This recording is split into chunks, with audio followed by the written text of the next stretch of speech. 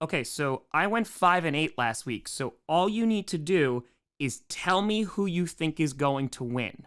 So, Thursday night football, Buccaneers versus Bills. Who do you got? Yeah, that's how I feel about it too.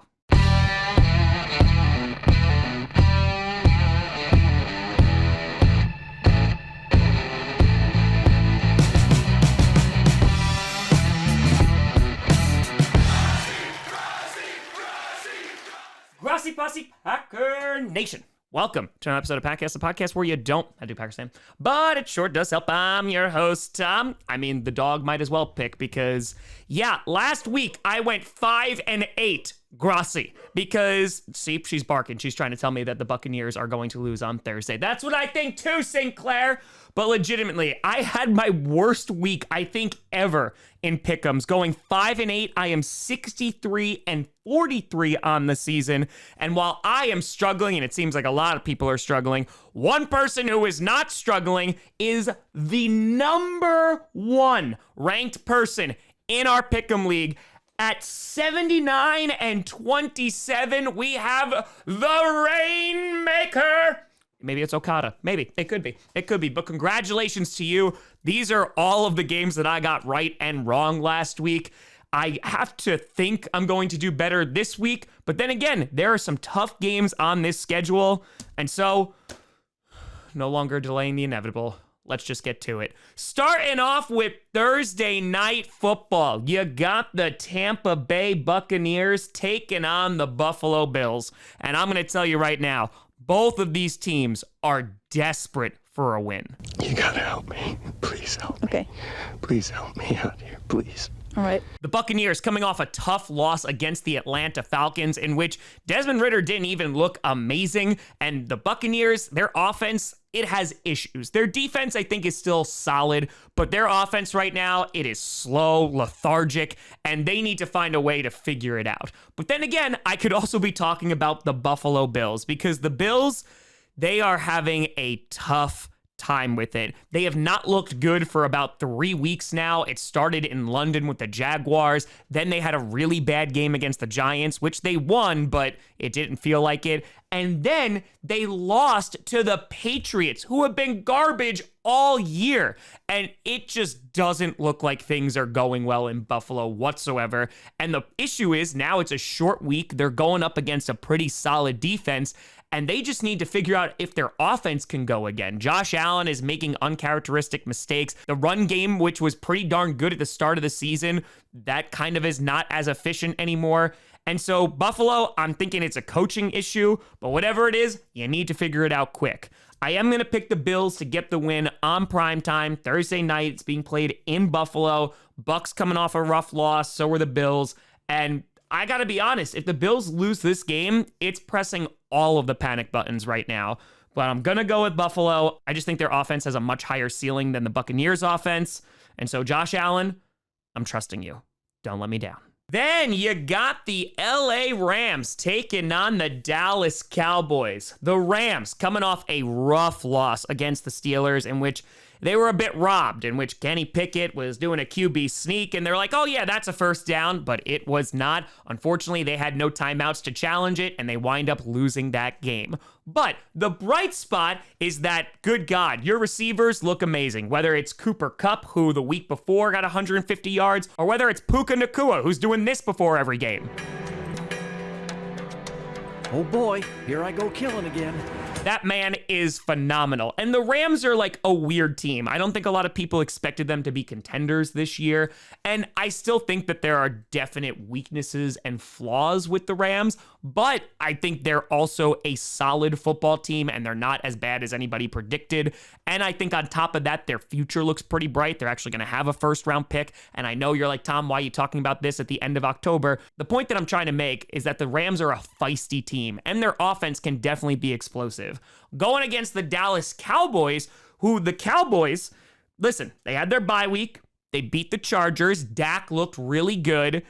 There's still some questions that need to be answered about the Cowboys. Are they a for-real team? Jerry Jones has said that he wouldn't mind going out and trading for somebody before the deadline, but the Cowboys are just an inconsistent team right now, and because they get beaten by the 49ers or lose to the Cardinals earlier this year, there's always going to be doubters, and this game against a good Rams offense should be a nice test for that Cowboys defense.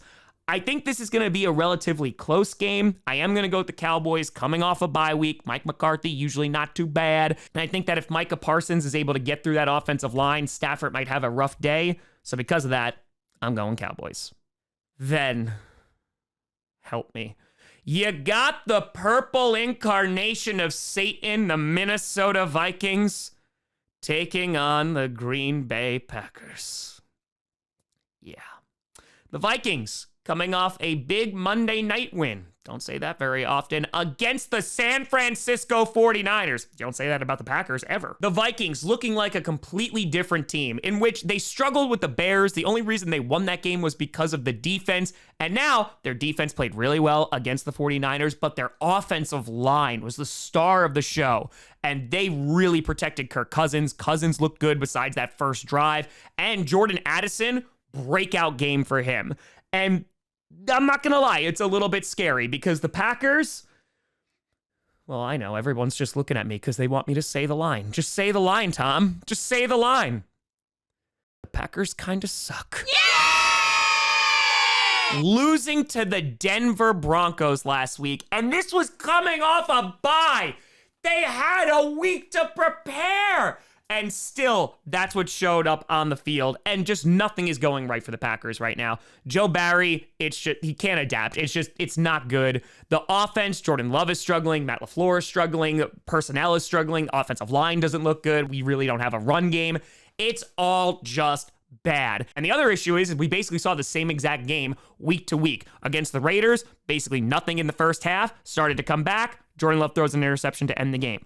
Broncos, nothing in the first half, start to come back. Jordan Love throws an interception to end the game. So yeah, it's a rough time out here. On paper, the Vikings should beat them. And if the Vikings lost to the 49ers, I'd be like, you know what? The Packers have a pretty good chance here. My biggest concern is the Vikings are going to blitz the crap out of the Packers, who are not able to pick it up right now. That offensive line is not doing a great job in pass protection or in run blocking at all. And yeah, this could be a day for the Packers. And so it only makes sense that I'm going to pick the Green Bay mother-loving Packers to win this game. Because of course I'm going to pick the Packers to win. But after seeing the Vikings beat the 49ers, my Satan sense is tingling. But I'm still picking Packers. And yes, it is because I will always pick the Packers. Packers win. Following that, you got the Atlanta Falcons taking on the Tennessee Titans. The Falcons coming away with a big win, as we mentioned before, against the Buccaneers. Desmond Ridder, though, again, it's just, is he the guy? Is it just lack of experience? This is basically his rookie year. And I know that fans have been like going back and forth of like, oh, he looks okay this week. Okay, never mind. Let's get in Taylor Heineke. I don't know what the answer is. The Falcons still having that big divisional win. They're on top of the NFC South right now. So it's going to be interesting to see how Ridder plays against the Titans, a very good defense. And if he struggles again, maybe they make a QB shift. Meanwhile, the Titans, they were on a bye week. But somehow their fans still lost because they lost one of their best players. This is the worst day of my life. The worst day of your life so far. Howie, you mad genius. Yes, Byard no longer going to be there, and you do wonder if the Titans are going to start selling off right now. They were on a bye week, and it seems that Ryan Tannehill is still banged up, and Will Levis is going to get the start. That's right, the Mayo Man. The Mayo Man will finally make his NFL debut during the regular season. Fans have been calling for it because they just want to see something happen with that offense, which has just looked really, really bad. Their D-line is, of course, still really good, and they can run the ball, but it's going to be a challenge against the Falcons. I had originally actually picked the Titans to get the win when I thought Tannehill was going to play because I thought that D-line and that defense might cause some problems for Desmond Ridder, but I'm actually going to change my pick to the Falcons. I just think that with Will Levis and an underrated Falcons defense, it's not really a recipe for anything good to happen. So I'm going to pick the Falcons to win, which Titans fans, if you know this, means the Titans are probably going to win because I have no idea who the hell the Titans are. Then you got the New Orleans Saints taking on the Indianapolis Colts, a good old Super Bowl rematch. And I imagine that both fans want to go back to those days. I wish there was a way to know you're in the good old days before you've actually left them. Because the Saints, yeah, it's not fun times. Whether it's on the field and your offense just looking terrible, whether it's Pete Carmichael, whether it's receivers not looking great, whether it's no run game, or whether it's just dumping it off to Kamara every 5 seconds, it's just not good. They lost to the Jaguars on Thursday Night Football. Chris Olave got arrested, and the cop was like, I do not care who you are, when he tried to pull the do you know who I am card. And they're going to be taking on the Colts. The Colts, who are absolutely furious because they lost a game that they should have won against the Browns because of some shady referee calls.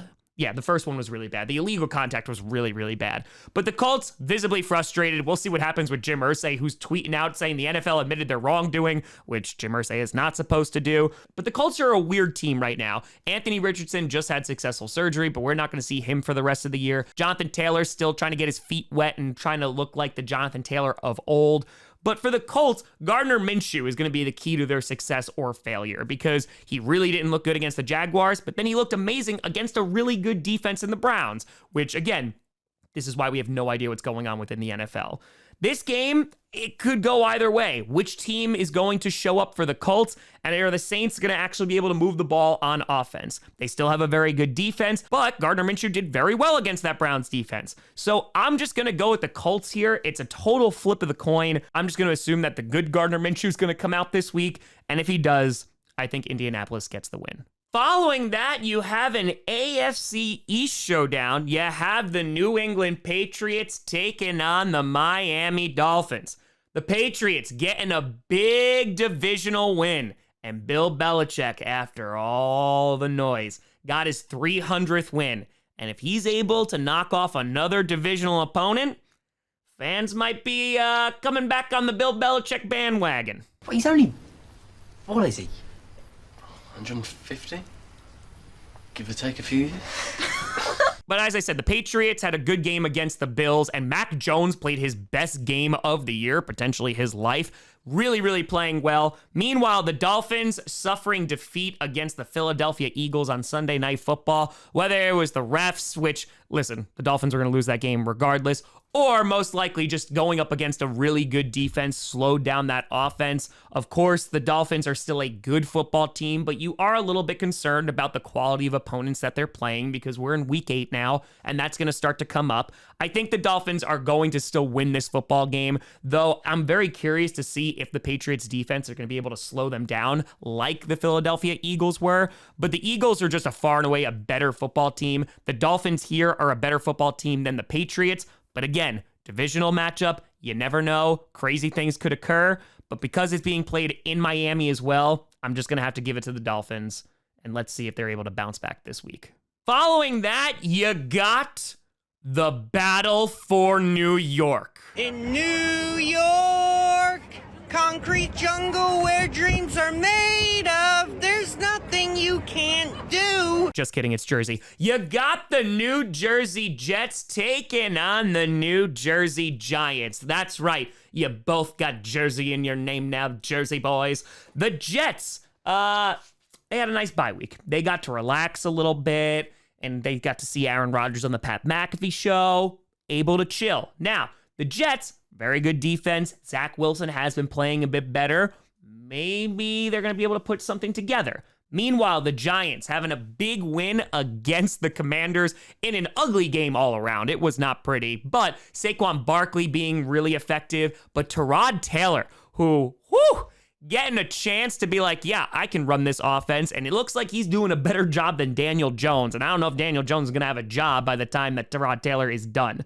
This is going to be an interesting game because it's a home game for the Giants, and I don't know if the Jets are ready to play an away game right now. It's going to be a hostile crowd. That is also sarcasm, but I am going to give the win to the Jets because I think their defense is going to be able to slow down whatever the heck the Giants are going to throw at them. Saquon, I think, is going to have a little bit of a tough time running against that defense because that D-line is scary. So I am going to go with the Jets to get the win here, but I will say, if the Giants defense forces some turnovers from Zach Wilson, they could squeak out the win, but I'm going with the green jersey team this week. New York! Following that, you got the Jacksonville Jaguars taking on the Pittsburgh Steelers. The Jaguars almost blowing that lead against the Saints. Their defense was playing really well, but they allowed the Saints to stick around, and it almost caught them. But getting away with another win. Their offense still doesn't look fantastic, doesn't look like it's fully gelled yet. We'll see if guys like Calvin Ridley are going to be able to kind of make an impact on this game.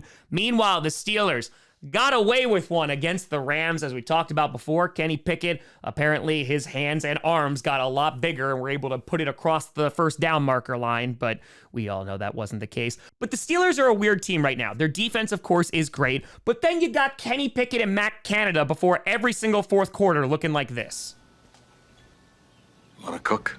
And here's the thing about the Steelers. Mike Tomlin, you know, is going to drag them to a winning record because that's just what Mike Tomlin does.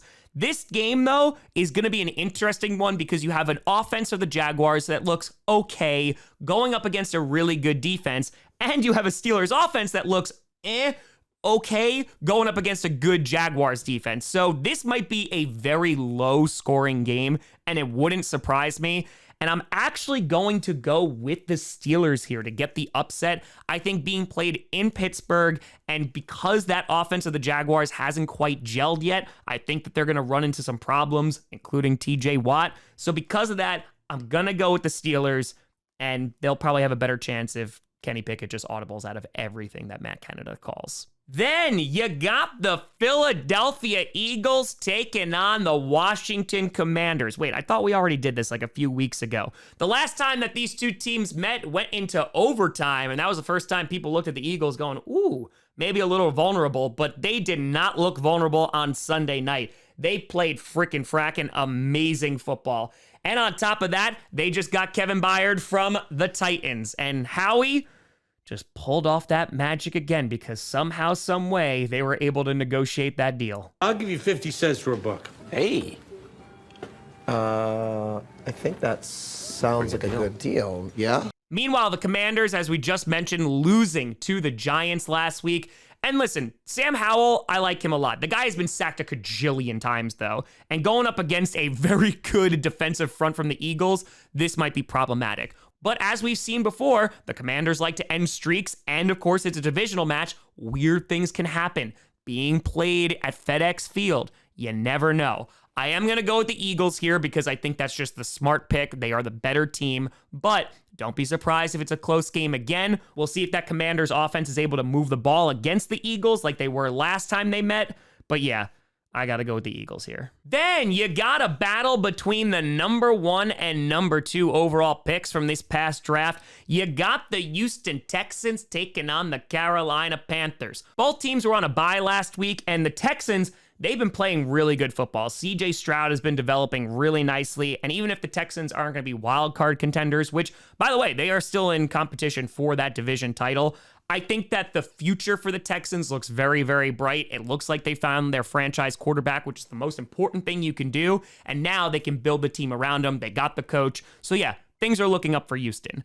Meanwhile, Carolina, yeah, still have not won a game. They are the only team without a win. And unfortunately, just with the way that they've been playing, I know their defense is still solid, but their offense, it's just not good enough. Their O-line is not good. They don't have the receivers, even though Thielen had a nice game the last time that they played. I'm going to have to go with the Texans getting the win here. And yeah, Panthers, listen, you play the Packers in December, so maybe you can get the win there. Yup, that really hurt to say. But for now, CJ Stroud will be turning to Bryce Young and saying, hey, you'll get that win soon enough. Patience, my blue friend.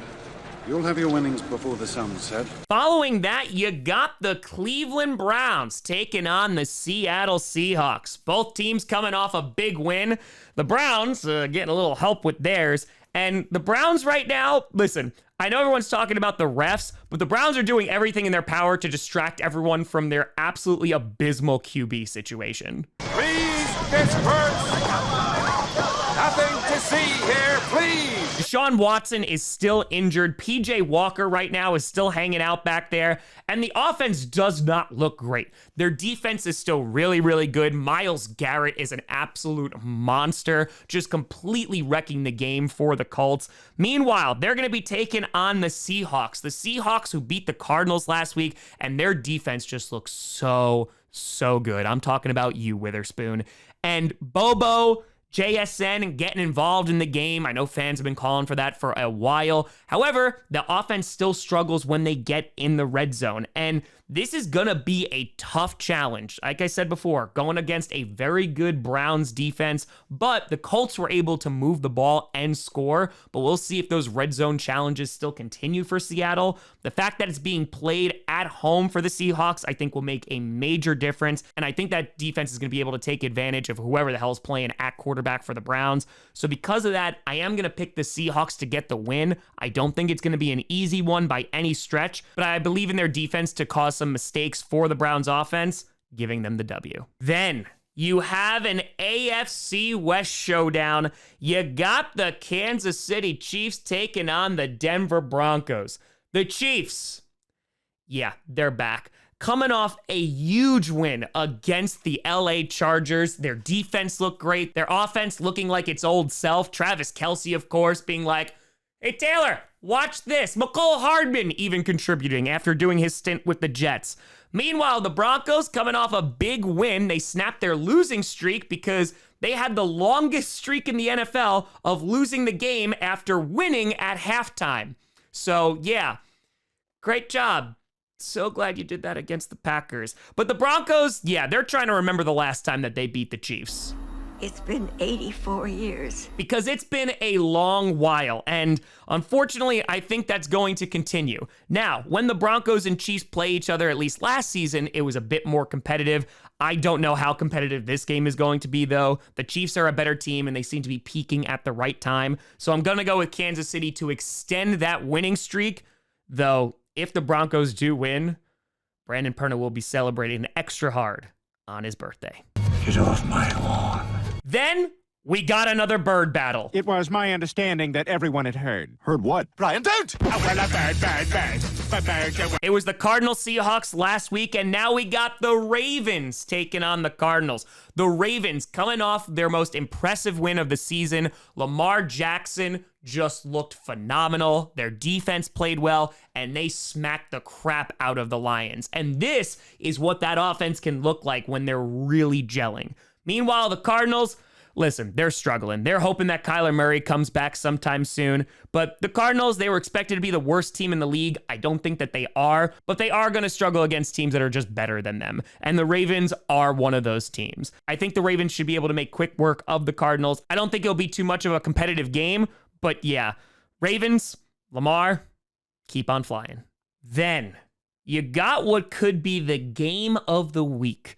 You got the Cincinnati Bengals taking on the San Francisco 49ers. The Bengals had a nice bye week last week, and they're finally back at 500 after starting the season not looking good at all. Their offense has been improving. Joe Burrow's getting more healthy. Their defense is looking really solid. It seems like the Bengals are back. Meanwhile, the 49ers, you lost to the Vikings. Sounds like somebody's got a case of the Mondays. And everything went wrong. Your secondary looked really bad. There was no pass rush against Kirk Cousins, who didn't get sacked a single time.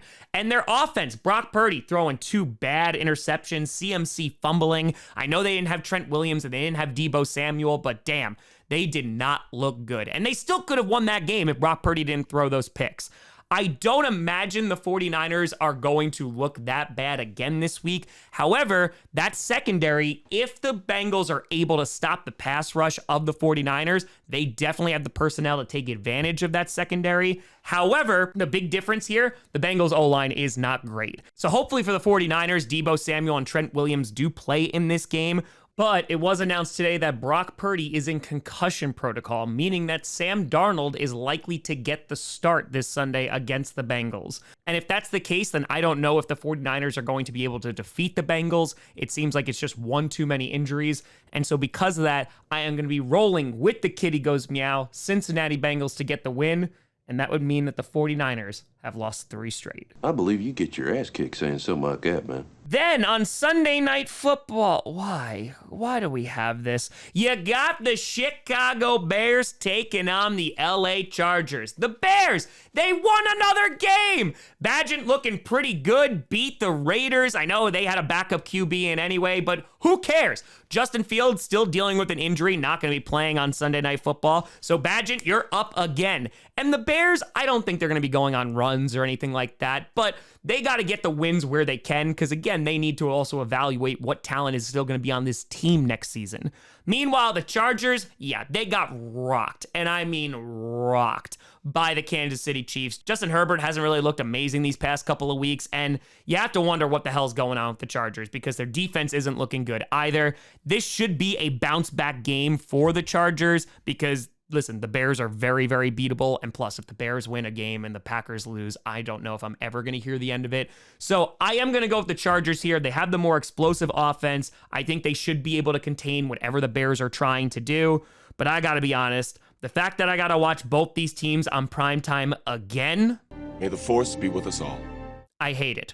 Chargers win. And then finally on Monday Night Football, you got the Vegas Raiders taking on the Detroit Lions.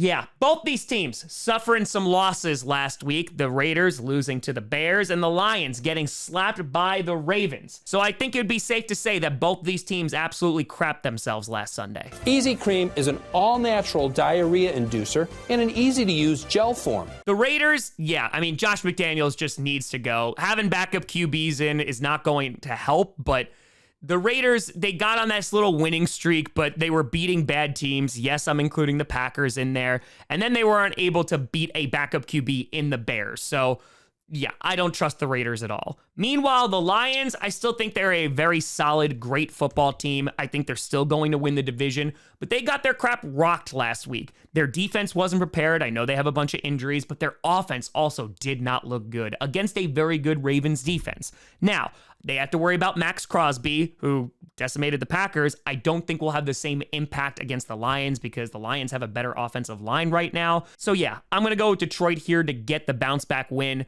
being played at home on primetime. We all know the Lions don't get too many primetime games. I think they'll be able to put their team on full display here, getting the W.